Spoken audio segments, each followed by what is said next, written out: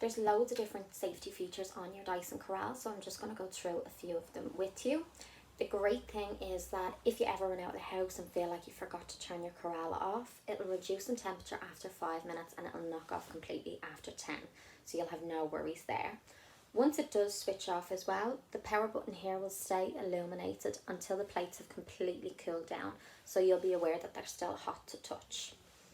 When you have finished styling your hair as well, you have a lock button here that you can close just to make sure as well nobody touches off the plates while they're hot. It's a great little safety lock feature. It'll also come with the Dyson Corrale Heatproof pouch like this.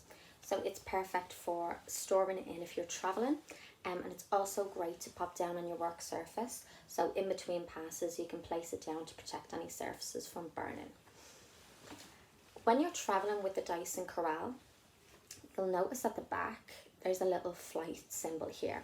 If you just pop that tag out, it'll disengage the battery so it's suitable for traveling in your hand luggage. The only exception to this is if you're flying to Japan, so always check before you fly. So once you've popped it out, you can just lock the plates like that. And inside your heatproof pouch, it actually comes with a place for the flight tag.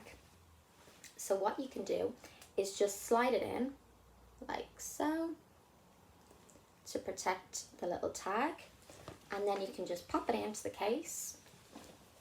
Let's see right here. So once it's in, you can wrap it up and travel like so.